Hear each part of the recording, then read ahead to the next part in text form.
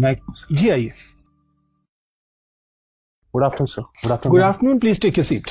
Thank you sir. ये mister Azharuddin Kazi. Yes sir. Azharuddin ji, मैं देख पा रहा हूँ कि आप महाराष्ट्र से हैं। जी सर। यवतमाल से। जी सर। आपकी सारी पढ़ाई लिखाई महाराष्ट्र से ही हुई है? जी सर। सारी पढ़ाई लिखाई आपने लिखा है कि महाराष्ट्र से है। पुणे से आपने स्कूलिंग किया है और उसके बाद अमरावती विश्वविद्यालय से आपने बीकॉम किया है। सर मैंने स्कूलिंग भी यवतमाल से यवतमाल से की जी है। ठीक है।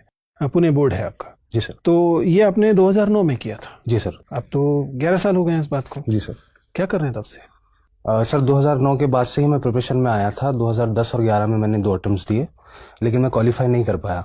तो 2012 में मुझे जॉब लेनी पड़ी। मैं कॉर्पोरेशन बैंक में एज ए मैनेजर ज्वाइन किया। उसके बाद 2018 तक मैं उसी पोजीशन पे रहा। 2018 के बाद दोबारा से मैं प्रिपरेशन में आया हूँ। आपने नौकरी छोड़ दी? जी सर। ऐसा आपने क्यों किया? आप एक रोजगार में थे। जी सर। और अब आप बेरोजगार हैं। जी सर। और आप बेरोजगार परीक्षा की तैयारी कर रहे हैं। आपकी उम्र 31 साल हो चुकी है। जी सर। क्यों आप अपने करियर के निर्णयों को लेकर इतना अनप्रेडिक्टेबल और गैर जिम्मेदार तरीके से क्यों कर रहे हैं? सर एक्चुअली मैं शुरू से क्लियर था कि सिविल सर्विसेज की ही तैयारी करनी है, लेकिन कुछ फाइनेंशियल रीजंस की वजह से मुझे जॉब में जाना पड़ा था। तो सर जब वो परिस्थितियाँ दुरुस्त हो गई, ठीक हो गई, तो फिर मैंने दोबारा निर्णय किया कि मुझे अटेम्प्ट करना चाहिए। और जॉब में रहते हुए मैंने 2017 का अटेम्प्ट दिया, लेकिन फिर से मैं क्लियर नहीं कर पाया क्योंकि सर बैंकिंग में मुझे छुट्टी नहीं मिल रही थी बैंक में। इस वजह से सर मैंने सोचा कि फुल फ्लेश तैयारी की जाए। देखिए, आप बता चुके हैं कि इसका मतलब आप कई अटेम्प्ट्स दे चुके हैं और उनमें आप लगातार असफल रहे हैं। जी सर। हम लोगों की जाहिर है कि आपको लेकर शुभकामनाएं ही होंगी, लेकिन मान लीजिए आपका चयन नहीं होता है, जिसकी संभावना ऐसा तो नहीं है कि कम है, क्योंकि इस तरह की परीक्षा ये है। उस स्थिति में आपके पास क्या विकल्प हैं? क्या करेंगे आप?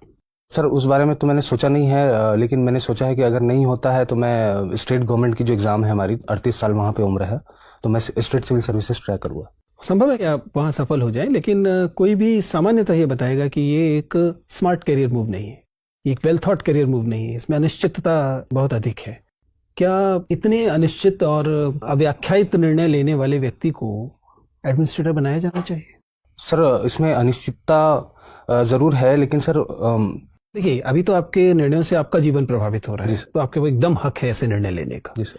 लेकिन कल को अगर आपको प्रशासक बना दिया गया जी सर, और आपके ऐसे ही अव्याख्यायित निर्णयों से पूरे जिले की या पूरे राज्य की या एक बहुत बड़ी आबादी की जीवन पर असर पड़ रहा होगा, तब तो ये निर्णय बहुत नुकसानदेह हो जाएंगे। सर मुझे लगता है मैं शुरू से क्लैरिटी थी मेरे अंदर सिविल सर्विसेज करने की, सिर्फ इस वजह से कि एक मुझे ब्रेक लेना पड़ा क्योंकि फाइनेंशियल आपने उर्दू साहित्य विषय क्यों लिया? आप तो बीकॉम से करके आए थे, कॉमर्स एंड अकाउंटेंसी विषय है, बैंकिंग में आप लगातार प्रैक्टिस में भी थे। जी सर। फिर आपने उर्दू साहित्य विषय क्यों लिया? सर कॉमर्स एंड अकाउंटेंसी किए हुए मुझे बहुत साल हो चुके थे। 2009 में आप तो बैंकर थे ना, तो काम तो वही कर रहे थे। जी सर, बैंकिंग एक डिफरेंट स्ट्रीम है और कॉमर्स में हम डिफरेंट चीजें पढ़ते हैं, बैंकिंग उसका एक पार्ट है। लेकिन सर 2007 तक मेरा एजुकेशन जो है वो उर्दू मीडियम में हुआ है, तो मैं लैंग्वेज को जानता था और मेरा एक इंटरेस्ट भी उसमें था, इस वजह से मैंने उर्दू लिटरेचर ऑप्ट किया। मुझे बताइए कि उर्दू भाषा जो है वह 8th शेड्यूल में कब शामिल होती है? Sir Urdu language 8th schedule में शुरू से ही थी, जब कॉन्स्टिट्यूशन अडॉप्ट किया हमने तभी से। तो कोई तिथि होगी क्या? ये 26 जनवरी 50 से थी या 26 जनवरी 49 से थी या सितंबर 49 से थी? कब से थी? सर 8th शेड्यूल जो है वो तो कॉन्स्टिट्यूशन के फॉर्म होने के बाद आया, तो हम ये कह सकते हैं कि 1950 से 26 जनवरी 1950 से जब लागू हुआ कॉन्स्टिट्यूशन, तब से ये उसमें है। सारा कॉन्स्टिट्यूशन 26 जनवरी 1950 से लागू हुआ है या कुछ प्रावधान पहले लागू हो गए थे? जी सर, कुछ प्रावधान 26 नवंबर 1949 को भी हुए थे।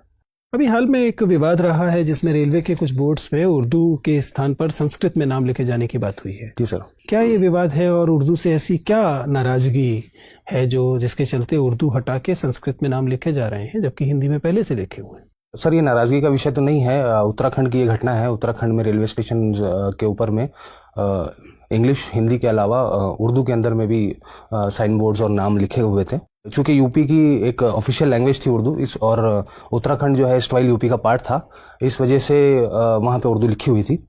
लेकिन जब उत्तराखंड एक सेपरेट स्टेट बन गया तो वहाँ पर उर्दू को सेकंड ऑफिशियल लैंग्वेज का दर्जा नहीं रहा, और उसके बाद से लेकिन फिर भी उर्दू जो है कंटिन्यू हुई। अभी रिसेंटली गवर्नमेंट ने डिसीजन लिया है कि उर्दू चूंकि सेकंड लैंग्वेज नहीं है, संस्कृत वहाँ की है, तो उर्दू का हटा के संस्कृत में। संस्कृत और हिंदी में नाम तो एक ही होगा, फिर ये अलग अलग कैसे कहा जा रहा है? जी सर, लिखने में तो एक ही होगा। फिर क्या हिंदी में 2 बार? लेकिन सर लैंग्वेज दोनों अलग अलग है, संस्कृत अलग लैंग्वेज है, हिंदी अलग। प्रॉपर नाउन में लैंग्वेज अलग कैसे होती है? आप तो भाषा के विद्यार्थी हैं, बताइए। सर क्या देहरादून को देहरादूनम का है क्या कहने लगेंगे संस्कृत में? सर संस्कृत में क्या कहेंगे वो तो मुझे नहीं पता। प्रॉपर नाउन तो वही रहता है ना? जी सर, प्रॉपर नाउन वही रहेगा। चलिए। आप महाराष्ट्र के पूर्वी हिस्से से आते हैं जी सर। वहाँ किस तरह की समस्याएं हैं? सर मैं महाराष्ट्र के पूरब में जो विदर्भ का इलाका है वहां से आता हूँ। वहां पर सोशियो इकोनॉमिक इंडिकेटर्स जो है वो बहुत ज्यादा लो है और लैक ऑफ डेवलपमेंट एक बड़ी समस्या है। किसानों से संबंधित क्या समस्या है? सर किसानों की से संबंधित समस्याएं ये है कि विदर्भ को जो है, विदर्भ में सबसे ज्यादा फार्मर सुसाइड की खबरें हमारे यहाँ पे देश में आती है और ये समस्या रूरल इंडेंटेडनेस की वजह से, क्रॉप फेल्योर की वजह से बहुत ज्यादा है। फार्मर्स के अंदर में काफी डिस्ट्रेस रहता है जिसकी वजह से वो एक्सट्रीम कदम उठा लेते हैं। ठीक है, आप ऑर्गेनाइज्ड बैंकिंग सेक्टर में लगभग 6 साल काम किए। जी सर। और किसानों की जो आत्महत्या हो रही, कहीं ना कहीं उसमें जो अनऑर्गेनाइज्ड कह लीजिए बैंकिंग सेक्टर है, जी सर, वो भी बहुत हद तक जिम्मेदार है। जी सर। ठीक है, काफी अधिक इंटरेस्ट रेट पे उनको वो देना, मतलब जी सर। नहीं लगता कि सरकार को बहुत स्ट्रिक्ट होकर इन सबको बंद करवा देना चाहिए या इनके खिलाफ एक स्ट्रिक्ट एक्शन करना चाहिए? जी सर। आपको क्या लगता है? सर जहां तक इलीगल मनी लेंडिंग का सवाल है, प्राइवेट मनी लेंडिंग चूंकि लीगल भी है, उसके लाइसेंसेस भी होते हैं। जो लीगल है वो तो अपनी जगह सही है, लेकिन जो इलीगल मनी लेंडिंग है उसको जरूर सरकार ने उसके ऊपर कदम उठाना चाहिए। लेकिन साथ ही जो इंस्टीट्यूशनल सोर्सेज ऑफ लेंडिंग है उसका आउटरीच बढ़ाना चाहिए। कहीं ना कहीं ये रिफ्लेक्ट होता है कि हमने इंस्टीट्यूशनल बैंकिंग को बहुत ज्यादा वहां पे उसका पेनिट्रेशन नहीं हुआ है और इसीलिए लोग जो है उसका फायदा नहीं उठा पा रहे हैं। दूसरे सर जो प्रोसीजरल जो डिफिकल्टीज है बैंक लोन लेने के अंदर में, तो लोगों को जनरली ये लगता है कि बैंक्स के अंदर में बहुत ज्यादा डॉक्यूमेंट्स रिक्वायर्ड है, बहुत ज्यादा कम्बरसम प्रोसेस है क्रेडिट का। इस वजह से वो प्राइवेट मनी लेंडर्स के पास जाते हैं जहां पे आसान तरीकों से उनको लोन मिल जाता है। तो सर ये कदम उठाने की जरूरत है कि हम बैंकिंग का जो पेनिट्रेशन है रूरल एरियाज में खास करके वो बढ़ाए और जो प्रोसीजर्स है लोगों को उसमें इजीनेस लाए। चलिए, उर्दू साहित्य आप पढ़ते हैं, भारत में उर्दू कैसे आई, मतलब कुछ बताइए इसके इतिहास के बारे में हमें। सर 12वीं सदी के आखिर में उर्दू दिल्ली के अतराफ में, इसकी जन्मभूमि दिल्ली के अतराफ बताई जाती है, दिल्ली शहर उसके अतराफ में। यहाँ खड़ी बोली राइज थी उस वक्त, खड़ी बोली बोली जाती थी और खड़ी बोली के अंदर में अरबी और फारसी और तुर्की अल्फाज जो है, जो बाहर से मुस्लिम्स आए थे यहाँ पे, वो जो जबानें बोलते थे, उन जबानों के अल्फाज जब खड़ी बोली के अंदर में मिलना शुरू हुए तो एक नई जबान तैयार हुई जिसको शुरू में अलग अलग नामों से पुकारा गया। उसे हिंदी भी कहा गया, हिंदवी भी कहा गया, दहलवी भी कहा गया और उसके बाद में जो है 19वीं सदी में इसका नाम उर्दू पड़ा। 19वीं सदी में? 19वीं सदी में इसका नाम उर्दू पड़ा। अच्छा, 19वीं सदी में सबसे ज्यादा डेवलपमेंट किसके समय हुआ उर्दू का? कोई ऐसा रूलर था क्या 19वीं सदी में?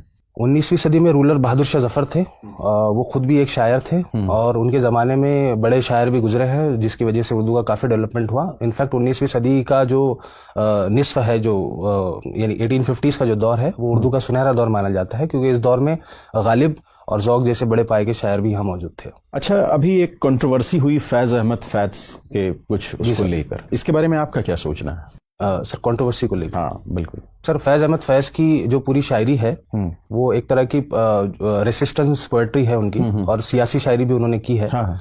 और जो रिसेंट कंट्रोवर्सी हुई है वो शेर उनकी एक नज़म के इंटरप्रिटेशन को लेकर हुई। आइडिया है, मतलब आप क्या सोचते हैं इस पे? सर इसमें मेरी सोच ये है कि किसी भी शायर की पोएट्री को समझने के लिए उसके ज़माने और उसके जहन को समझना बहुत ज़रूरी है। हम एक नज़म का लिटरल मीनिंग ना लेते हुए उसको ये देखना चाहिए कि शायर ने किस कंटेक्स्ट में वो बात कही है और शायर की पूरी पोएट्री का जो मजमून है वो क्या है। ठीक है ना, एक अंतिम सवाल मेरा आप बता दीजिए कि अभी सर जैसा पूछ रहे थे कि नाम बदला जा रहा है कई जगह, जैसे इलाहाबाद को प्रयागराज कर दिया गया, ऐसे कई जगह नाम बदले जा रहे हैं। जी सर। ठीक है, आप कहाँ तक उचित समझते हैं, क्या ऐसा किया जाना चाहिए? सर जहाँ तक नाम बदलने का सवाल है तो नाम ये पहली बार ऐसा नहीं हुआ है कि नाम बदले जा रहे हैं। हर जमाने में नाम बदलते रहे हैं, पॉपुलर रूलर्स ने नाम बदले हैं और लोगों की जब पॉपुलर डिमांड होती है तो ऐसा रूलर्स करते हैं, ऐसा गवर्नमेंट्स ने किया है। सर मेरी इसमें राय ये है कि जो इसका दूसरा पहलू है, जो एडमिनिस्ट्रेटिव एक्सपेंसेस इसके अंदर में इन्वॉल्व है, कहीं ना कहीं उनको भी सोचा जाना चाहिए। ठीक, thank you. Azharuddin ji sir, ये बताइए कि आपकी 3 क्वालिटी कौन कौन सी है जिसकी वजह से आईएएस बनना चाहिए? सर चूंकि मैं स्पोर्ट्स बैकग्राउंड का रहा हूं तो एक टीम वर्क और परसिवरेंस, मैं काफी समय से तैयारी में हूं। तीसरी चीज सर कंपैशन। बहुत समय से आप तैयारी में लगे हुए हैं। जी सर। तो इसको आप गुड मानते हैं या दोष मानते हैं?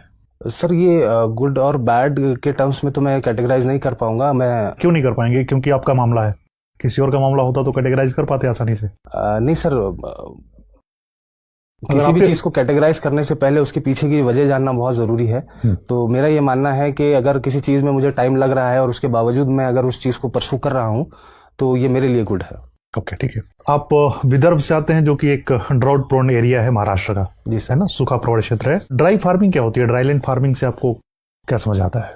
सर, ड्राईलैंड फार्मिंग जो हमारे जो रेनफेड एरियाज है, जहाँ पर इरिगेशन की फैसिलिटीज़ नहीं है, उन एरियाज में जो फार्मिंग होती है उन्हें हम ड्राईलैंड फार्मिंग कहते हैं। जहाँ पे रेनफॉल बहुत कम होती है, कुछ 100 सेंटीमीटर के नीचे, अगर टेक्निकल डेफिनेशन पे जाए, और वहाँ पे इस तरह की क्रॉप्स उगाई जाती है जो जिसमें ज़्यादा पानी की खपत ना हो। जैसे कि सर, जो हमारे पल्सेस है, बाजरा है, रागी है, इस तरह की जो क्रॉप्स है। लेकिन आप ही के पास एक डिस्ट्रिक्ट है नागपुर, उसके संतरे बड़े प्रसिद्ध हैं जी। ऐसी कौन सी कंडीशन, यावतमाल से नागपुर की कौन सी कंडीशन ऐसी है जो डिफरेंट है, जिसकी वजह से नागपुर में संतरों का न केवल उत्पादन होता है बल्कि भारत के सबसे बेस्ट क्वालिटी के संतरे होते हैं? जी सर, एक्चुअली विदर्भा की ये जो डिस्ट्रिक्ट है, यवतमाल मेरा डिस्ट्रिक्ट और नागपुर डिस्ट्रिक्ट, यहाँ पे पानी की समस्या बहुत ज़्यादा नहीं है। यहाँ पे रेनफॉल जो है वो 100 सेंटीमीटर से ज़्यादा होती है। मसला यहाँ पे स्टोरेज का है। यहाँ पे इरिगेशन फैसिलिटी और स्टोरेज फैसिलिटीज अवेलेबल नहीं है। और नागपुर क्योंकि थोड़ा प्लेन रीजन में आता है, तो वहाँ पे पानी की बहुत ज़्यादा कमी नहीं होती है। इस वजह से वहाँ पे हॉर्टिकल्चरल क्रॉप्स बहुत ज़्यादा होती है। ठीक है। यावतमाल प्लेन एरिया क्यों नहीं है? सर, यवतमाल जो है वो हिली एरिया रहा है और ब्रिटिश टाइम से इसे एक हिल स्टेशन में कैटेगराइज किया गया। कौन सा हिल है वहाँ पे? सर, सतमाला हिल का पार्ट है। सतमाला हिल्स की जो चेन आ रही है वो नॉर्थन महाराष्ट्र में, वो उसी का पार्ट है यवतमाल। सतमाला के अलावा और कौन कौन से डेक्कन प्लेटों पे हिल चेन है? सर, अजंता है। इनको उत्तर से दक्षिण की ओर आप क्रमानुसार सजा सकते हैं क्या? डेक्कन में सर? हाँ, डेक्कन में हरिश्चंद्र, बालाघाट, अजंता और सतमाला को। जी सर। सर, जो क्रोनोलॉजी आपने बोली है शायद वही है। हरिश्चंद्र किधर है? सबसे उत्तर में है? जी सर, एमपी में। अच्छा। उसके बाद में बालाघाट जो टच होता है महाराष्ट्र से नागपुर रीजन को। उसके बाद में अजंता तो सर वेस्ट में है, जो औरंगाबाद वगैरह का। आप श्योर हैं, गेस कर रहे हैं ये सारी चीजें? सर, मैं गेस कर रहा हूँ। गेस कर रहे हैं? श्योर है सर। संतरे की खेती के लिए भौगोलिक दशाओं का उल्लेख कर दीजिए बस। सर, मुझे सवाल समझ नहीं आया आपका। संतरे की खेती के लिए, संतरा हॉर्टिकल्चर का पार्ट है जी, तो संतरा के लिए कौन कौन से ज्योग्राफिकल कंडीशन होने चाहिए? सर, संतरे की खेती के लिए बेसिकली ट्रॉपिकल रीजन होना चाहिए, ट्रॉपिकल क्लाइमेट होना चाहिए। वो तो ठीक है। कंडीशन, टेम्परेचर कितना होना चाहिए, वर्षा कितनी होनी चाहिए, मिट्टी कैसी होनी चाहिए? सर, टेम्परेचर जो है 20 से 30 डिग्री सेल्सियस के दरमियान होना चाहिए। और रेनफॉल जो है वो 100 to 150 सेंटीमीटर वहाँ पे होनी चाहिए। ठीक है। और मिट्टी तो सर, क्योंकि डेक्कन में ज़्यादातर काली मिट्टी पाई जाती है, रिगर्ड सॉइल पाई जाती है, तो मैं तो क्या कारण है कि संतरा केवल नागपुर में उगाया जाता है, देश के किसी अन्य क्षेत्र में इतनी व्यापक खेती नहीं होती इसकी? सर, यही एक कारण हो सकता है कि जो क्लाइमेटिक कंडीशंस है वो संतरे के लिए वहाँ पे बहुत ज़्यादा सूटेबल है। ये तो कंडीशन जो वर्षा और टेम्परेचर बता रहे हैं देश के बहुत सारे भागों में पाई जाती है। हमारे देश की विशेषता यही है। 100 सेंटीमीटर वर्षा, 18 से 20 डिग्री टेम्परेचर। जी सर। देश का बहुत बड़ा हिस्सा था इस क्लाइमेटिक कंडीशन में। सॉरी सर, रिकॉल नहीं कर पा रहा हूँ। अच्छा, ठीक है। विदर्भ से हैं आप, विदर्भ का क्या मतलब है? मैम, विदर्भ का जो नाम है वो एक पुरानी रियासत पे मबनी है। मतलब विदर्भ जो है उसका उल्लेख महाभारत और रामायण में भी रहा है। ये एक सल्तनत हुआ करती थी विदर्भ, वहीं से इसका नाम आया। क्या मध्य प्रदेश के कुछ जिले विदर्भ में आते हैं? जी मैम, विदर्भ। जब हम विदर्भ कहते हैं, क्या आप महाराष्ट्र का ही हिस्सा लेंगे या महाराष्ट्र के ही जिले देखेंगे, या विदर्भ में मध्य प्रदेश के भी कुछ जिले हैं? मैम, एक महाविदर्भ एक टर्मिनोलॉजी है जिसके अंदर में महाराष्ट्र का प्रेजेंट विदर्भ और एमपी के कुछ जिले आते हैं जो लगे हुए हैं विदर्भ से, महाराष्ट्र के विदर्भ से वो, लेकिन उसे हम महाविदर्भ कहते हैं। और विदर्भ की जो टर्मिनोलॉजी है वो सिर्फ और सिर्फ हम महाराष्ट्र के कंटेक्स्ट में इस्तेमाल करते हैं। आपने कहा कि महाराष्ट्र में और स्पेशली आपके एरिया में पानी की इतनी समस्या नहीं है जी। फिर भी क्या मूल कारण समझते हैं कि विदर्भ में ही सबसे ज्यादा किसानों ने आत्महत्या की? मैम, वही इरिगेशन फैसिलिटीज़ वहाँ पर नहीं है, जो इंफ्रास्ट्रक्चर होना चाहिए खेती के लिए वो सारी चीज़ें नहीं है। दूसरा एक रीज़न ये है कि वहाँ पर कैश क्रॉप्स उगाई जाती है। फार्मर्स जो है वो बेसिकली कॉटन उगाते हैं, और जब कॉटन और रूरल इंडस्ट्रीज बहुत ज़्यादा है, और कॉटन जब फेल हो जाती है और वो लोग जब रिपे नहीं कर पाते मनी लेंडर्स को, तो एक तरह का डिस्ट्रेस फार्मर्स के अंदर में डेवलप हो जाता है, जिसकी वजह से वो आत्महत्या कर लेते हैं। बीटी क्रॉप सुना है आपने? जी।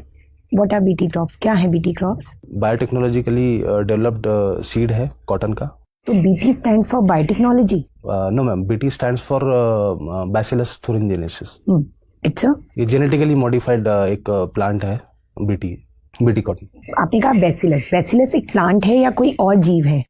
बैसिलस तो मैम एक बैक्टीरिया है। बैक्टीरिया है और इसको प्लांट में यूज किया जाता है। जेनेटिकली तो आप मॉडिफाई किया कुछ जाता बीटी क्रॉप्स के नाम बताइए। है। मैम बेटी ब्रिंजल है और बेटी मस्टर्ड, अभी हाल ही में बेटी मस्टर्ड का भी नाम मुझे सुना। लगता था कि आप सबसे पहले बीटी कॉटन कहेंगे। मैम बेटी कॉटन तो आप कह चुकी थी। अच्छा, आप भी कह सकते थे उसको। ये बताइए कि बीटी क्रॉप क्यों फेल है, क्यों उसका इतनी नहीं, अभी बैन है इंडिया में, बंद कर दिया गया है? नहीं मैम, बेटी कॉटन को बैन नहीं किया गया है। एक एसटीबीटी वैरायटी है जिसको, जो अनअप्रूव्ड वैरायटी है, जेनेटिक इंजीनियरिंग अप्रूवल कमेटी जो है उसने उसको अप्रूव नहीं किया है। तो क्या विदर्भ में बीटी कॉटन उगाई जा रही है? जी मैम। फिर भी फार्मर्स सुसाइड कर रहे हैं जी इसके मैम। बावजूद। जी मैम। तो आपको लगता है बीटी कॉटन सेफ है? मैम बेटी कॉटन तो सेफ है, उसकी यील्ड भी अच्छी खासी है, लेकिन उसमें कुछ इश्यूज अभी जो हमारे सामने आ रहे हैं कि पहले जैसे कहा जाता था कि BT cotton paste resistant crop है, लेकिन हाल ही के अंदर में जैसे पिंक बॉलवर्म अटैक वगैरह भी उसके ऊपर में हुआ है, तो उसकी जो इफिकेसी है बीटी कॉटन की, उसके ऊपर में सवालिया निशान एक तरह का है। जब किसान एक बीटी कॉटन क्रॉप या कोई और भी क्रॉप ग्रो करता है, तो आपको लगता है कि किसान से इसको ज्यादा फायदा है या वो कंपनियां जो इनके सीड्स बेच रही हैं उनको फायदा है? मैम इस तरह की सीड यूज करने से फायदा तो दोनों को है। कंपनी को फायदा भी है और किसान को भी फायदा है। कंपनी को फायदा इसलिए है क्योंकि जहां तक जेनेटिकली मॉडिफाइड क्रॉप्स का सवाल है, तो इसके ऊपर में एक मोनोपोली है। जो मॉन्सेंटो कंपनी है अमेरिका की, सिर्फ वही इस तरह के सीड जो है मार्केट में फिलहाल बेच रही है, और फार्मर को ये फायदा है कि उसकी जो यील्ड्स है और जो पेस्ट से जो बचाव है उसका, तो उसमें उसका प्रोडक्शन बढ़ जाएगा। आपको नहीं लगता जब हम वाइल्ड सीड संचय करके रखते हैं तो उनमें भी कई बार म्यूटेशन होता है, वो भी रेजिस्टेंट वैरायटी शो कर सकते हैं अगेंस्ट पेस्ट, कि हमें फिर मॉन्सेंटो की जरूरत ही ना पड़े? तो आप किसके फेवर में हैं? किसान वाइल्ड सीड को संचय करके रखे या मॉन्सेंटो जैसे जेनेटिकली मॉडिफाइड क्रॉप को यूज करे? मॉन्सेंटो ने इतना सीड प्रोवाइड करा है, मॉडिफाइड क्रॉप्स हैं, फिर भी किसान संतुष्ट नहीं है। जी मैम। तो आप एक किसान को क्या सलाह देना चाहेंगे?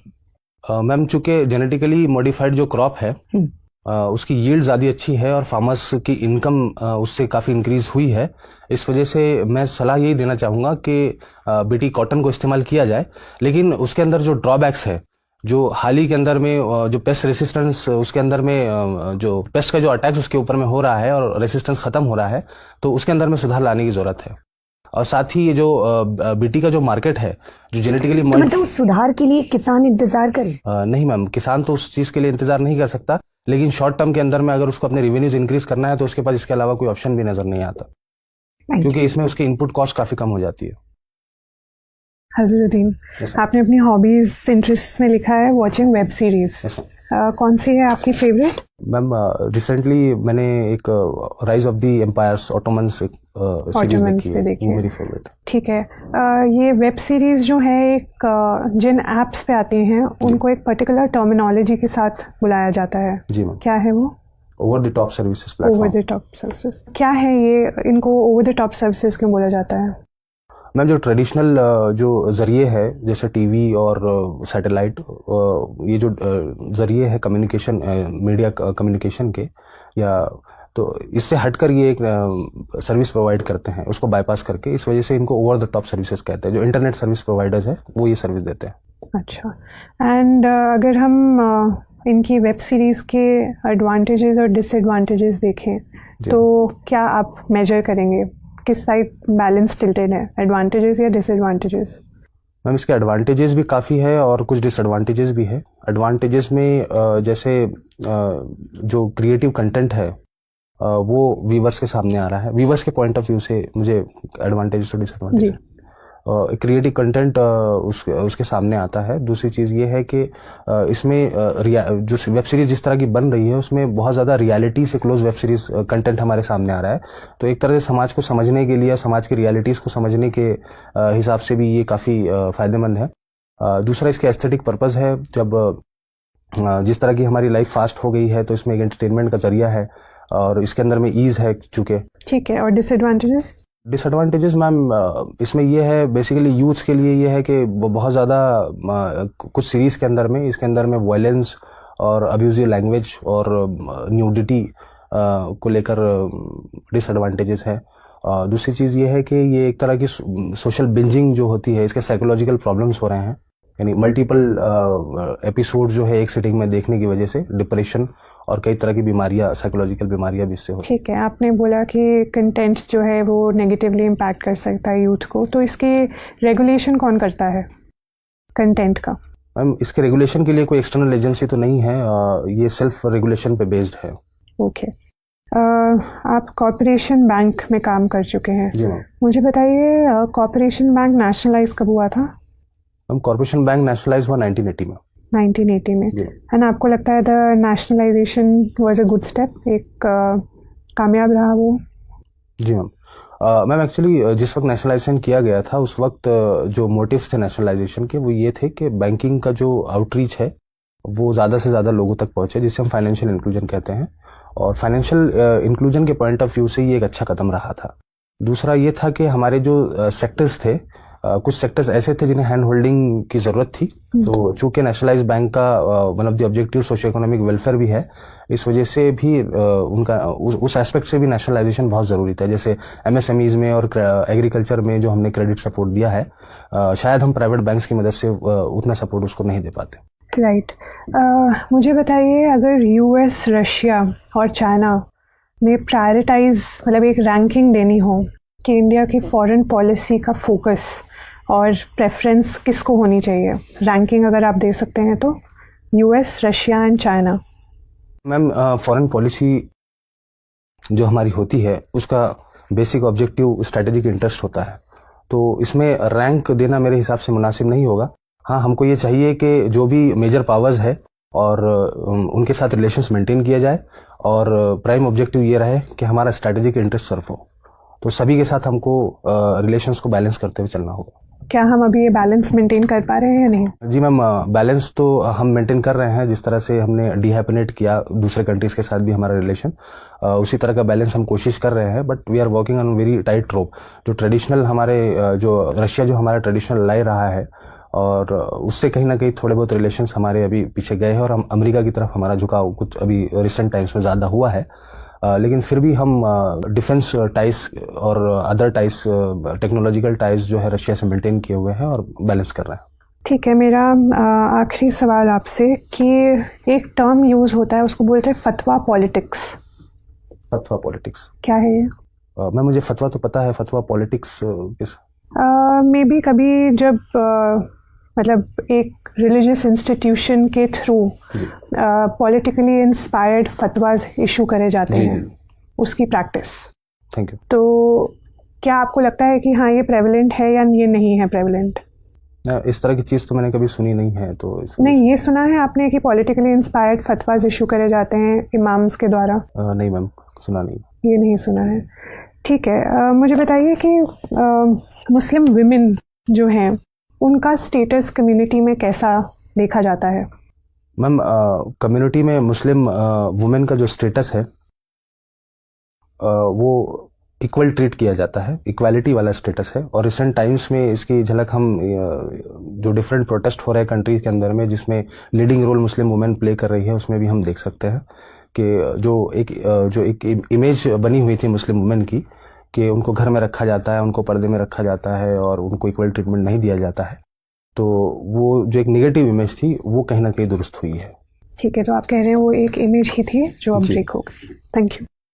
Okay, Azharuddin, yes sir. मैं देख पा रहा हूँ कि आप का जो रेफ है वो सजेस्ट कर रहा है कि आपने हिंदी में काफ़ी काम किया है और आपको हिंदी में आपने स्पेशल सर्टिफिकेट भी लिया है, यानी आपके पास हिंदी की भी एकेडमिक क्वालिफिकेशंस हैं। सर, एकेडमिक तो नहीं, वो एक कोविड सर्टिफिकेट कोर्स मैंने किया था जब मैं 7th क्लास में था। जो कोविड सर्टिफिकेट होता है वो मिडिल क्लास के इक्विवेलेंट सर्टिफिकेट माना जाता है। 12th क्लास के इक्विवेलेंट। तो अगर आप 7th क्लास में थे और 12th क्लास के एग्जाम दे रहे थे, तो इसका मतलब आपकी हिंदी अच्छी रही होगी। सर, उस वक्त तो मुझे शऊर नहीं था कि मैं कौन सा एग्जाम लिख रहा हूँ, क्योंकि स्कूल में सारे कंपटीशन में मैं पार्टिसिपेट करता था, तो मैं इसमें भी कर लिया था। मुझे बताइए कि हिंदी और उर्दू की जब हम तुलना करते हैं तो एक कंटेंशियस इशू जो है वो नुक्तों का आता है कि आमतौर पर हिंदी के लोगों का आरोप है कि जो ध्वनियाँ उर्दू से आती हैं जी, उर्दू के लोगों की ये जिद रहती है कि उन पर उनको उसी उच्चारण के साथ बोला जाए जिस उच्चारण में वो उर्दू में बोले जाते हैं। जी। जबकि अन्य भाषाओं से जब शब्द आते हैं तो हिंदी पर ऐसा कोई अपेक्षा नहीं रखी जाती है। अंग्रेजी से आते हैं या दूसरी भाषाओं से आते हैं तो हिंदी अपनी भाषा के हिसाब से बोलती है। आपको क्या लगता है कि उस बायसनेस से दूर होकर आप बता सकते हैं कि क्या हिंदी को उर्दू की ध्वनियों के साथ नुक्ते लगाने की आदत छोड़ देना चाहिए अपने विकास के लिए, या ये उर्दू का जो की जिद है उसके आगे झुकना चाहिए? सर एक्चुअली अगर देखा जाए तो हिंदी उर्दू जबान में कोई डिफरेंस नहीं है, सिर्फ स्क्रिप्ट में डिफरेंसेस है। और स्क्रिप्ट में चूंकि उर्दू में कुछ ऐसे अल्फाज है जो अरबी, फारसी और दूसरी जबानों से आए, जो बाहर की जबानें हैं, इस वजह से जो नुक्ते हैं वो कुछ अलग है। जैसे जाहिद ज वाली जो आवाज है वो हिंदी में नहीं है, इस वजह से उसको जब हिंदी में लिखते हैं तो ज इस्तेमाल होता है, लेकिन हिंदी में जैसा आपने ठीक फरमाया कि ज के नीचे नुक्ता लगा दिया जाता है तो वो ज की आवाज बन जाती है। तो इस तरह का है। लेकिन सर दोनों ज़बानों के डेवलपमेंट के लिए ये ज़रूरी है कि ज़बान के अंदर में आपस में जो है वो मेल जोल बरकरार रहे, और अगर दोनों स्क्रिप्ट अलग अलग है तो उसमें कोई दिक्कत नहीं है, ज़बान एक रहे। अच्छा, एक चीज़ बताइए, आप तो खिलाड़ी भी हैं, आप लगातार खेल में सक्रिय रहे हैं। हाल में भारत की कबड्डी टीम को लेकर काफ़ी विवाद रहा है कि वह बिना अनुमति के पाकिस्तान चली गई, और भारत की सरकार ने इस बात पर खेल संघ से आपत्ति दर्ज की है और खेल संघ ने पाकिस्तान से आपत्ति दर्ज की है, लेकिन पाकिस्तान में वह कबड्डी की टीम फिर भी भारतीय टीम की तरह शामिल हुई है। क्या विवाद है और आपको क्या लगता है कि ऐसा क्यों हो पाया कि भारत की एक टीम विदेश चली गई और भारतीय लोगों को पता भी नहीं लगा? सर मैंने इसके बारे में सुना नहीं है। चलिए कोई बात नहीं, मुझे आपसे बात करके अच्छा लगा, आप जा सकते हैं। Thank you sir, thank you.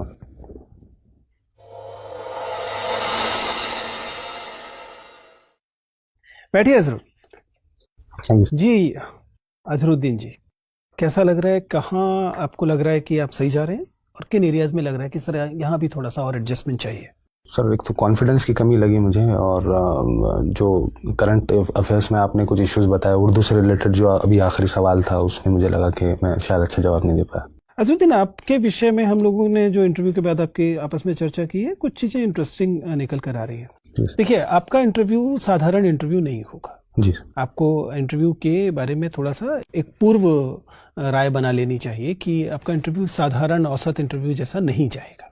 इसके कई कारण हैं, ठीक है ना।